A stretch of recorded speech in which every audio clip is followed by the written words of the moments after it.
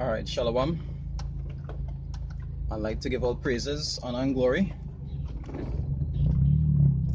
to Yahweh, Ba'ashem, Yahushai, double honors to the apostles, and elders of Great Millstone at Rubel, and salutations to the Akim around the world that push the truth in sincerity.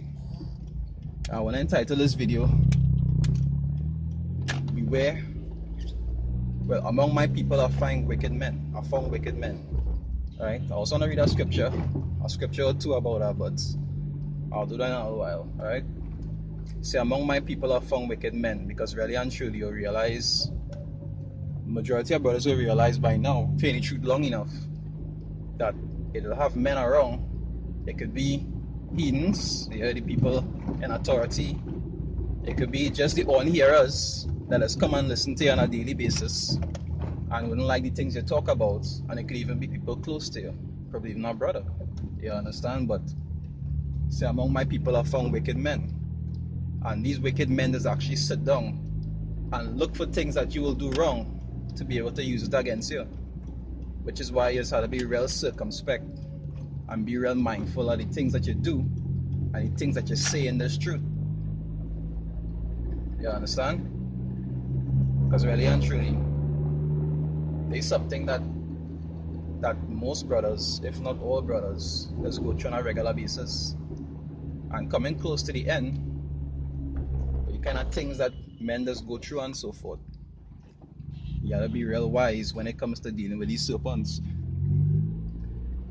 Right?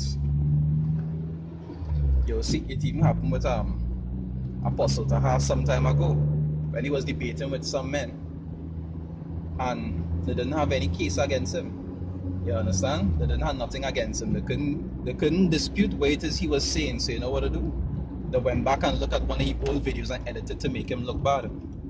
You understand? Using his own words as a tool against him. Even though what he say in the video wasn't wrong enough, but they just make it appear that way to tarnish his name or to give him a bad image, which is something that majority of brothers who good there's actually had to go through.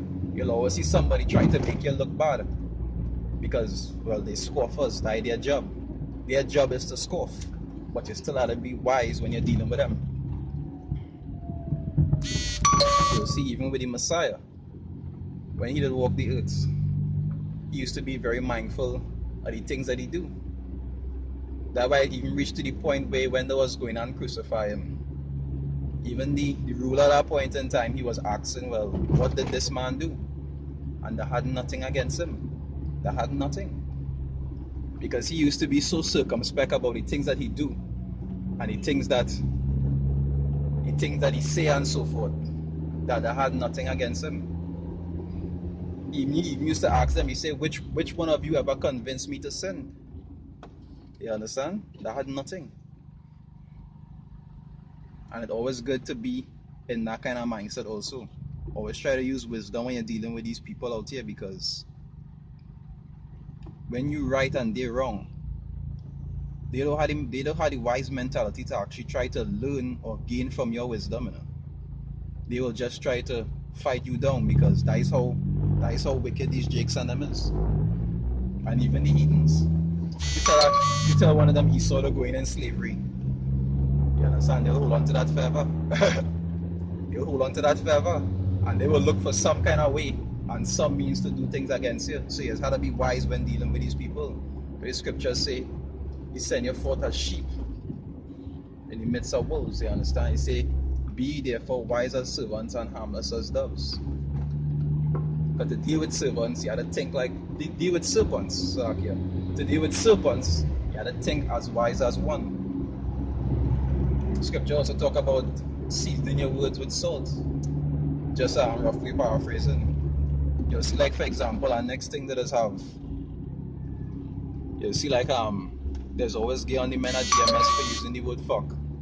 When really and truly, even if you look at the etymology of that word, you can't really find nothing debatable with it. But men so, you know, program on the Esau system that every time they hear that word, they just get emotional. And there's even try to use that against you. You understand? And call you bywords because of it. when really and truly the word itself don't have any bad meaning to it. It's just expressive word, how you use it. But it'll show you the level that men just go to actually like try to do you harm or to discredit you. I see a brother was even do a video about people on social media who was actually trying to pose as other people, setting snares, trying to catch you. You understand? So you ain't safe from it, nowhere you go. When you're preaching on the streets, you have to go through it. When you're making videos, you have to go through it on the comment boards. And even if you're on social media, which I realize most brothers coming off of, you gotta go through it there also. See if I could pull this. Oh, yeah, just now. Yeah. You gotta go through it no matter what, so you gotta be real mindful about what you say and what you do among the heathens and even among the Gentiles. The scripture also talk about administering edification unto the hearers. Because you yourself has had to be mindful of the words you're using and the things that you're saying around them. Because themselves does look for means to use it against you. You'll even see like when Toha, I even hear it for myself, when he like say if he doing a video and he use the F word, he go say excuse my French. No, he don't need to say that. You understand? Because he know it's not a bad word. But he know it has so much of people watching him, trying to discredit him and, say bad things about him. He's always try to be mindful of the things that he's saying and the things that he's doing. Because it's something he's going through for years. So he already built up the discernment to know, hey, you gotta be real mindful out here. And all these things eventually start to get to brothers and make them start to malfunction. You'll even see a man in the truth, accustomed to people scoffing at him, and he will get emotional for something and then want to go and scoff at a brother. That is when you know a man bugged out. And they'll even use certain things that you say and certain things that you do against you. Sometimes might even follow with a brother, and that brother might even use certain things he know about you against you. That's why your actions, yes, really have to be mindful of the things that you do and the things that you say around people, because you never know if a person could use it against you in a bad way. It don't even have to be something bad that you're doing, because the Messiah used to call him a what? A wine bibber. Had no law against drinking alcohol. You understand? But they're just looking for things to use against you. That way, you have to be mindful of the things that you do around people.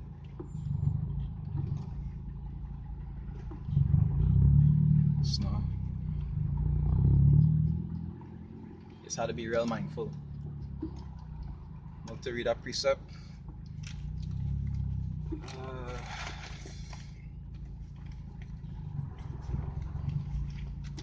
That's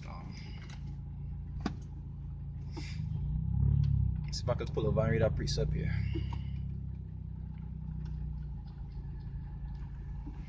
Alright, red lights, beautiful.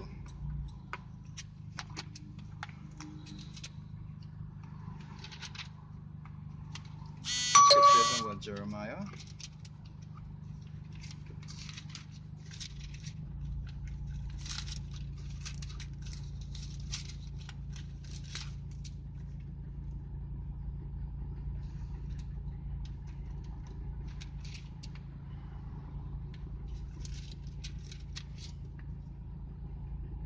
Yeah, Jeremiah 5:26. Right? Jeremiah 5:26.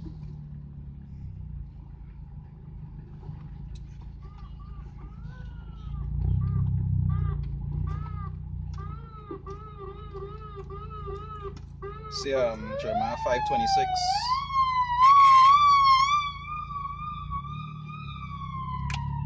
Say, for among my people are found wicked men. And them wicked men doesn't just go to the men in the world. Sometimes it could be men close to you. Sometimes it could be heathens. It have men that just sit and wait for things to use against you. And it could be anything, and it could be for any reason. I read it to say, for among my people are found wicked men. They lay wait as he that setteth snares. They set a trap, they catch men. And that trap they're setting is your own actions they want to use against you. You understand? They're using your own things against you to actually make you look bad. And sometimes it might be something bad you was doing, but they go put their own little twist there just to discredit your name. Because really and truly, that is their job. Like I always say, somebody had to be a scoffer. Somebody had to be a scoffer. I prefer it be them than me. So there's a edification for the brothers talking about